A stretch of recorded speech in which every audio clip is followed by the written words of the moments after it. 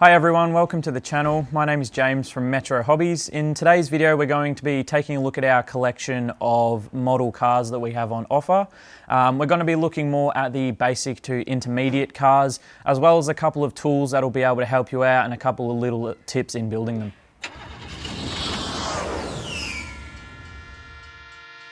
So first of all, we have the Aoshima snap kits. We've got the Toyota 2000 GT here and also the new Toyota GR Supra. Now, these cars are in 32nd scale, which is pretty much as small as you get for model cars. Typically, they are 24th scale. The good thing about these guys is they actually don't require glue to put together. So they are a snap kit. All of the pieces will clip together and are nice and easy. The other bonus of these is that they are pre-colored. So you don't actually need to paint these pieces. They already come in quite a nice paint job. As you can see here, the Supra is already in the white. Really nice paint, and then the chassis and other pieces are in black and their own individual colors. Then, very similar to that, we have the Revell snap kits as well. So we've got the Chevrolet Camaro and also the Volkswagen Beetle are two that we have on offer.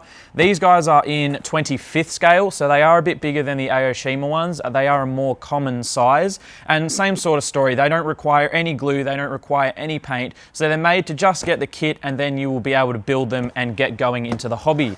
Now, two very useful tools for these kits that I would definitely recommend. First of all is a cutting mat. This is just so everything is going to be nice on this cutting mat. You won't ruin your table if you're doing any cutting, any gluing, painting, anything like that.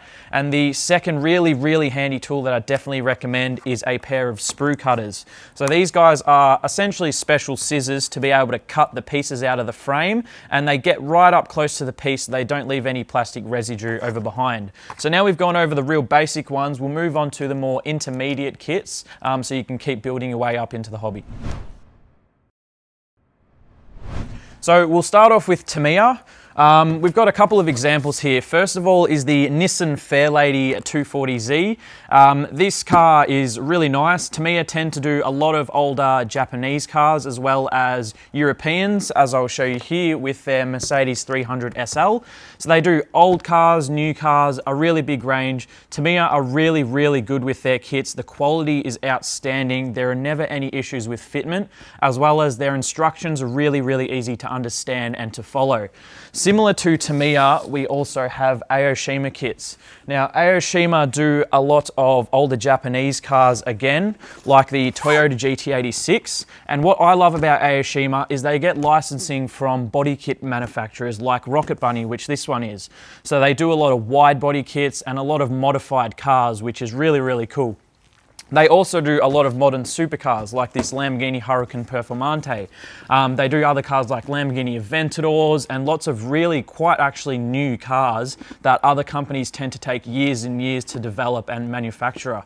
So moving on from there, we have brands like Revell. There's a lot of brands like this that tend to mainly stick to older and newer American cars, like this Shelby 66 Shelby that we have here. As I said, Revell are once again very good. There's nice engine detail on this particular kit, and these are all in 24th scale as well, as I was saying earlier, which is pretty much the most common scale that you'll have.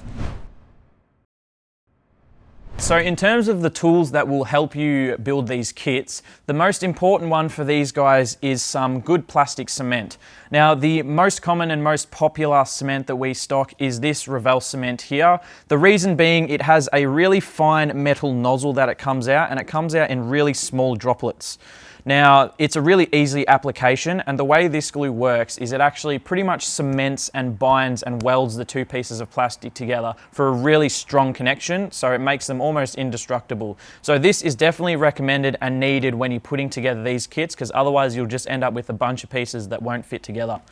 The next thing that I would recommend is definitely a good pair of tweezers. Now, these guys are especially good for more detailed kits like the ones I've just gone over, which tend to have really small, fine pieces, whether it's suspension pieces, antennas, etc. A good pair of tweezers is really handy to put those on, as well as to apply the water slide decals that some kits come with. Now, the other pair of tools I always recommend is a good set of files. Now, as I mentioned with the sprue cutters earlier, they tend to get up really close to the piece and not leave much plastic residue, but sometimes you can still get a slight plastic bump from where the frame was connecting. So having a good pair of files is good to sand that back, or any mold or seam lines that you don't want, to get a really nice finish with the car. Now, similar to the other snap kits that I have gone over, these guys don't need paint, but I definitely would recommend painting them, especially the main body color. The reason being, they do tend to come in the color that is shown on the box, whether it's the orange of this Lamborghini here, etc. But that tends to be the color of the plastic itself, and there can tend to be mold lines through it, and it doesn't have the greatest finish in the world. So I always tend to at least paint that main body color, and if you want to go really detailed, get yourself some bottles of Tamiya or Gunze paint. Acrylic paint is easiest to use, which the kits do in fact tell you what you need. As you can see on the side here, it has the lists of paint that you need, and that just helps you get a really nice finish. So that's what I did on this Nissan GT-R Z-Tune R34 here that I built. So you can see how nice the finish is on it, and it has a really nice metallic blue. So I used primer, a metallic blue, and a clear coat over it to get a really nice shiny glossy finish. Alrighty, so that pretty much wraps it up for this video. If you have any questions that you would like to ask about the cars, or any other questions about the hobby, feel free to either visit us in store and our friendly staff can give you a hand. Feel free to give us a phone call, or check out our website and send us an email. But apart from that, that's it for me. Thank you for watching the video. Make sure you leave a like and subscribe, and I'll see you in the next one.